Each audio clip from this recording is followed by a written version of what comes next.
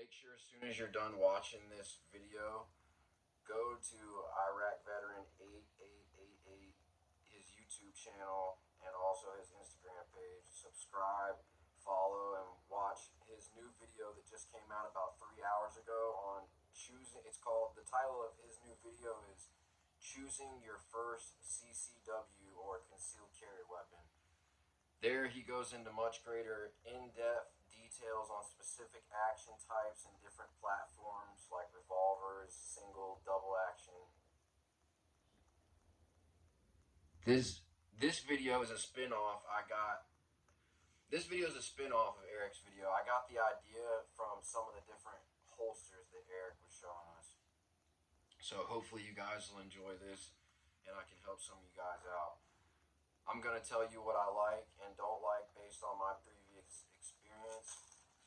Hopefully you, as the well-informed consumer, will then be able to make a more sound buying decision when choosing your carry gun, and also hopefully save you some money in the process. That's the idea of this video anyway.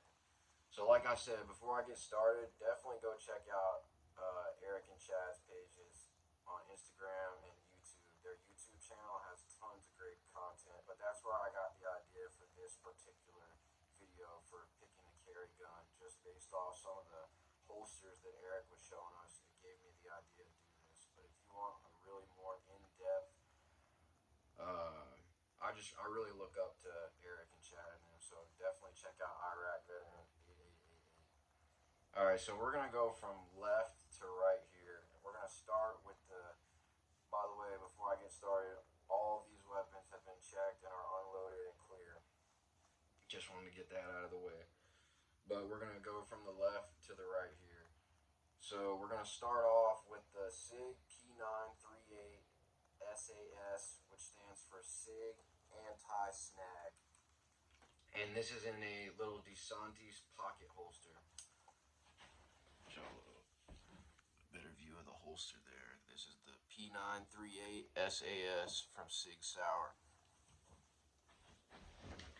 This is an easy to conceal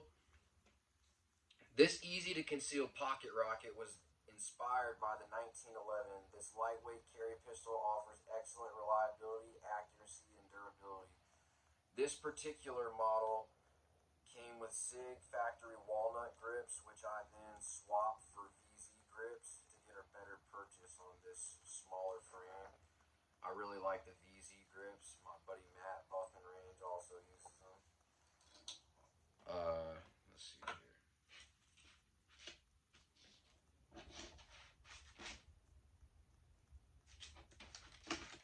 So I'm just going to talk about this for a little bit. We got, like I said, this thing is designed on the 1911. You got 3 nice night sights here. All of them glow in the dark, front and rear. Then you've got the thumb safety here, like the 1911 style safety that's ambidextrous on either side here at the rear. This is something, if you want something small, especially it's good for people with smaller hands. It comes with these mags are the ones that have the pinky extension, so you're going to get 7+1, and then it also has a flat flush magazine that's 6 rounds. So with this, you're able to get a full grip on the pistol. That's the nice part of having the pinky rest on there. But like I said, something like this is something if you want to have something that can fit in your pocket. This is the way right here. The ammunition that's in it. This is the also Sig Sauer V-Crown 115 grain hollow point. So good Sig Sauer factory ammunition and the Sig Sauer micro compact. Next up, HK VP9 SK. Let's see here. Gun Critic lists the HK VP9 SK MSRP at $754.99, used $721.80, and new $760.80. I bought this brand new for $645 on sale in 2018 before North Carolina taxes. I carry this almost every day since then in 2018. And I can honestly say I've never had a single issue. I even accidentally fired 3 to 4 380 rounds that were mixed up by mistake once with a Smith & Wesson that was on the VP9SK and the 380. They were on the same bay, which that was my mistake. You guys can learn from. Don't have different, only have one handgun on the bay at a time, especially you don't want to mix up different calibers like that. But like I said, I fired 3 to 4 380 rounds through this, and the only reason that I figured out that I was firing the 380 is because the rounds were cycling, but one or two of them at least didn't eject. That was the only reason that I was able to discover the issue, which I immediately corrected. Put a 15 round magazine in of 9mm mag dump, never had any issues. I prefer the paddle mag release that comes with the VP9s. Some people like the button. They offer a button version. They just released the VP9SK with an optic ready slide. I really wish HK would release an optic ready slide for previous owners like myself, but me personally, I think that iron sights is most important. If anybody can point and shoot with a red dot, but it's really important to learn the basic handgun fundamentals and using iron sights. So I almost prefer iron sights, especially on a carry gun. But the magazines that I've got with the VP9SK, we've got a 15 round magazine here, so you got 15 plus 1. 13 round magazine here from HK Parts, and then this one came with the gun. 10 round magazine. This has the pinky extension, so that if you want it to be most concealed, that's the way right here with the 10 round magazine. Me personally, I like it with the 15 round magazine that came from right here. Sorry, from HK Parts. It gives you get a full grip on it with the hand. And I also have since I have smaller hands, I have the small back straps and side panels on here. This isn't the medium ones that come with it factory. The different ammo that I'm carrying for this, we got here. In the gun, we've got Liberty ammunition, 50 grain plus P, Liberty civil defense. This will go through 3A soft body armor. Tim at Military Arms channel did a video on this 50 grain plus P Liberty civil defense. I bought it immediately after watching that video. Definitely recommend checking out that video that Tim at Military Arms channel did. Liberty defense, Liberty civil defense, 50 grain plus P, devastating hollow point right here. Then we got Underwood ammo, 68 grain plus P, Extreme Defender right here. This is a really good defense round as well. Underwood also makes the Extreme Penetrator, but I wasn't able to get a hold of any of that. We got more of the in the 10 round magazine here. We got 10 more rounds of the Liberty Civil Defense, and then my second to last mag that I would carry would be this 124 grain plus P Spear Gold Dot. This is law enforcement duty ammo. Really hard to get, expensive ammunition, but good 9mm. So that's most of the ammunition that I carry with the VP9SK. So on a regular basis, even concealed carry when I'm out of the house, the least amount of ammunition I'm going to have on me, 54 rounds at all times, and that's minimum. Alright, that's the HK VP9SK. We got Trijicon extended range night sights, Lazy Wolf gun, F3 full flat face trigger. Don't want to leave out the accessories just for you guys that want to know the extras on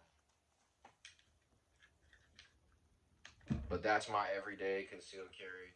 That's the one that I carry the most. Next, Glock 34 Gen 3. Oh yeah, I'm sorry you guys. Let me go back to the VP9SK. We didn't talk about holsters. If you're looking for holsters, first option that I got out here is the Joey pouch. This is like a soft holster with an elastic waistband. This is the one I use the most. Wearing basketball shorts, stuff like that, you can fit the handgun on this side, a smaller compact handgun, magazines on the other side. There's even a place to put something like money or in the back. You got a zipper pocket in the back. That's the holster I use the most. Sticky holster, MD4, other soft holster. Really like the sticky holsters. The way the sticky holster works, it adheres to your clothing. So if you're wearing jeans, or you wouldn't want to do it with sweatpants or shorts or anything, but any like jeans, cargo shorts, it's gonna stick. Works really well. That's why it's called a sticky holster. Last but not least, for the VP9SK, we got the G Code / Haley Strategic Incog. I really don't care for this holster, to be honest with you. I really like Haley Strategic as a company, but this holster just does not work for me personally. This part right here just grinds on the inside of my thigh, and for whatever reason, I don't care for this holster. So I use the Joey pouch and the sticky holster MD4 for the VP9SK. I'm really sorry, guys. Now we will go to the Glock 34 Gen 3, which is also in a sticky holster. Like I said, I really like these sticky holsters. Good price on them too. Other holster, T-Rex arms, Ragnarok. Matter of fact, this is the T-Rex arms Raptor. And it has the Raptor claw right here. Single clip. Carbon fiber finish. I don't really care for this holster too much. Just gonna be honest with you guys. Let's get back to the Glock 34. So this Glock 34 has all Terran Tactical modifications on it. And when I say all, I mean all.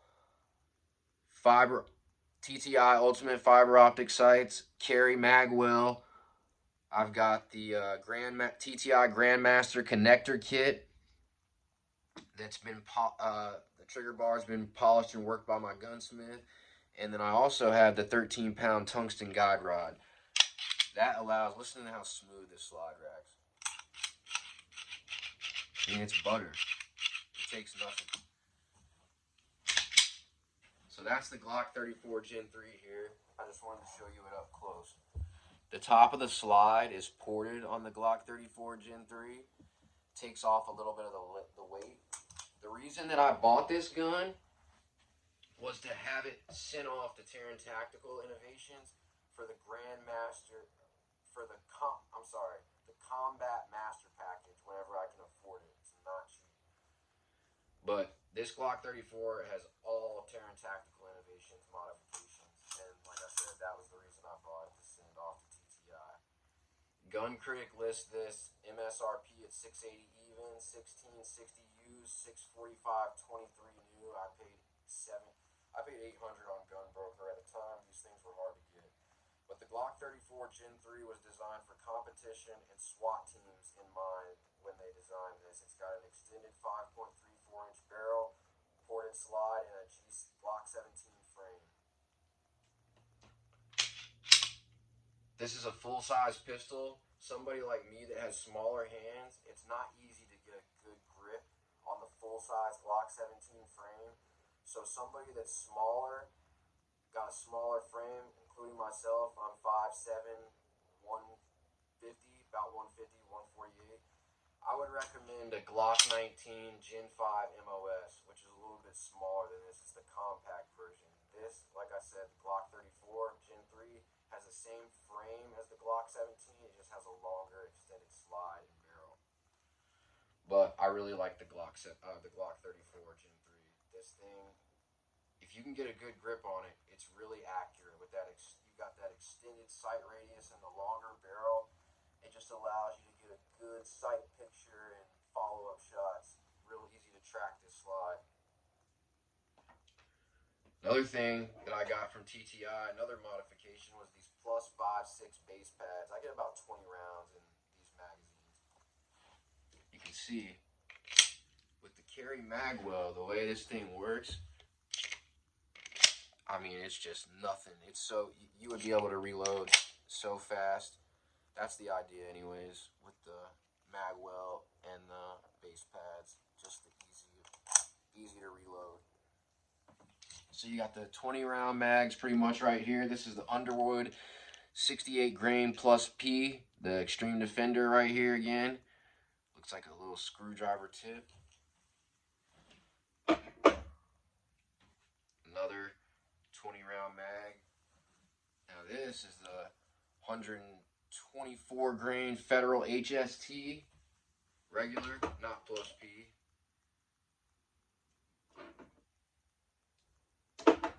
This is that was another 20 with the plus 5.6 base pads. 24 round standard Glock mag right here, just basic Hungarian hollow point, nothing special there.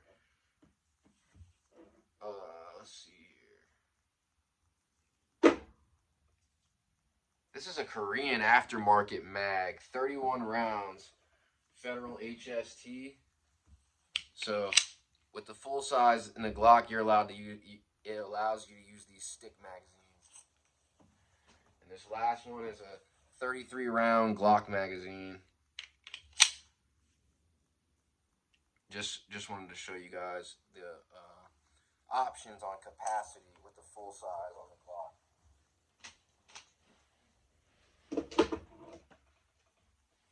Okay, next we are going to move on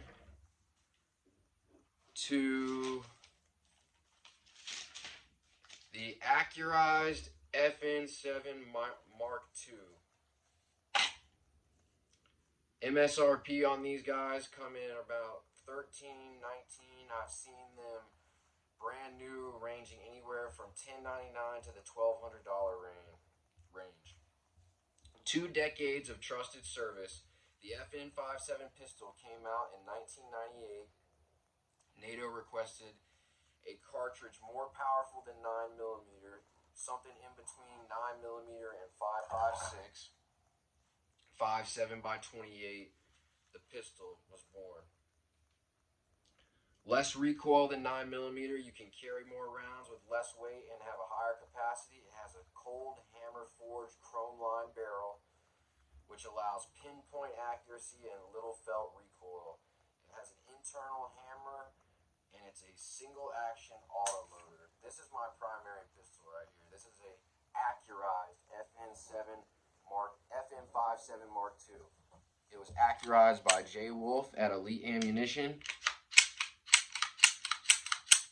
We'll go over some of the modifications here. We got the low profile fiber optic sights, 3.2 pound match grade trigger, TLR3 Streamlight light, 20 pound heavy duty recoil spring. Barrel's been polished. Too much polishing to list. I couldn't go over all the polishing that's been done on this. Another thing from Elite Ammunition is this 27 grain T6B ammunition. Pretty nasty stuff. Originally designed to defeat soft body armor, it requires special ammo, which is hard for civilians to obtain. From the factory, you're looking at about 5.5 to 6 pounds trigger. Like I said, right here, we've got a 3.2 pound trigger. I'm going to show you guys some of the ammunition before we do anything else after I show you this trigger. This is why this trigger is so special.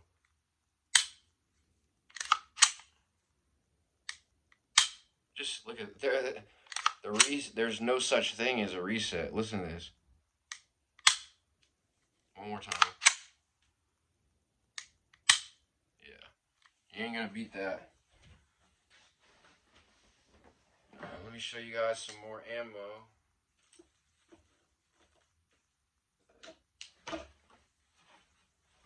SS198 LF 27 grain hollow point factory FN.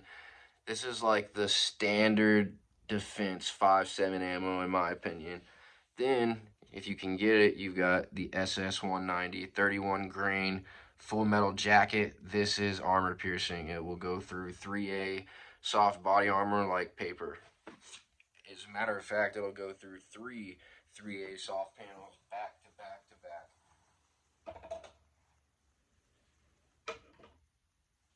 I carry the T6B, which is the 20+1. That's what stays in the 5.7 pistol.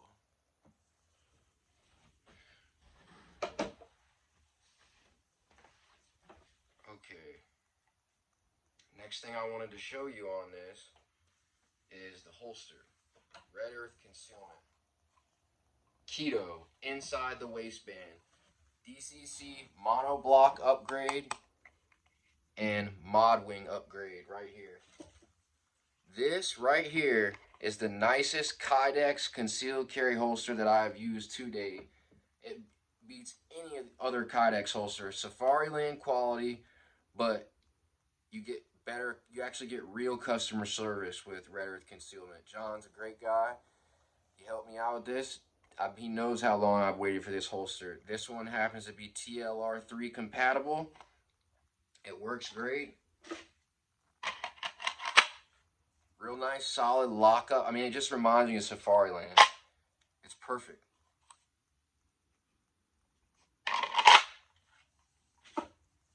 If you want the more expensive option, he does offer the drop leg, Safariland style, outside the waistband, all that jazz. If you have the extra money, but that's going to run you a couple $100 at least. I didn't have the money. This is what I got. Keto inside the waistband, but Red Earth Concealment, highly recommend them. Highly recommend them. All right, let's get moving along. Now, this one, Smith & Wesson 380 Easy. The Smith & Wesson M&P 380 Shield Easy. Gun Critic lists the MSRP at $441, even used $424.05, new $74.85. Liberty Ammunition, Civil Defense, 50 grain hollow point is the ammunition carried in for defense in the 380. 5 grains lighter than the 9mm offering. 380 is just a short 9mm after all. I recommend getting the Shield 9mm Easy model to add a little more firepower and you still get the same design. The new M&P 380 Shield Easy pistol is the latest addition to the Smith & Wesson M&P 2.0 family, providing an excellent option for new and experienced shooters as well as elderly folks or people with less hand strength. If you're someone that's older or you just don't have, like if you have a problem, the example Eric used was opening a jar of pickles. This is for you. I can manipulate this slide with one hand. So that's the whole concept of the Easy. I mean, look at it. So if you have less hand strength or older, this is for you, for sure. The Easy model line from Smith & Wesson.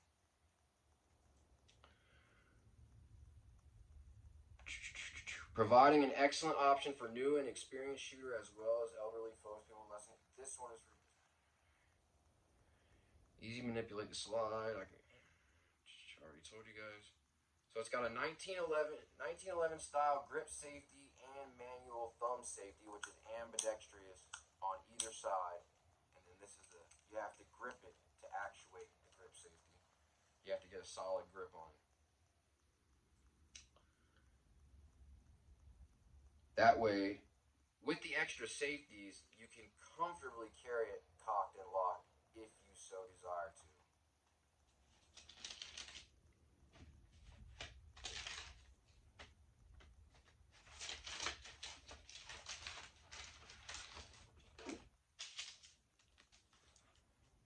So this is the Smith & Wesson 380 Easy. Definitely one thing. I'll give you guys a closer look at this one. Biggest thing is the trigger.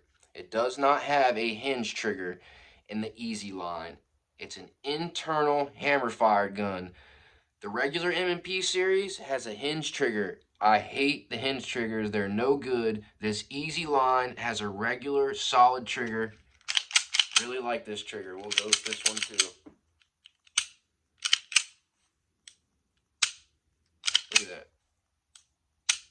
excellent trigger. Alright, you guys. You stayed with me this long. Last thing, before I leave you guys. Well, first, I want to shout out to all the best channels. Alabama Arsenal, Military Arms Channel, of course, Eric and Chad, Iraq Veteran, 88888, 48. Hickok 45 and his son John Hickok, and Garantham, Mike. Can't forget Garantham. Speaking of Garantham and Mike, I always remember the message from the end of Mike's videos. Kindness. People are so quick to joke and be mean to others for no reason other than the only reason is because they can. Next time you think about posting a mean comment, consider other people's feelings. All I'm trying to say is a little bit of kindness goes a long way these days. Thanks for sticking with me this long, ladies and gentlemen.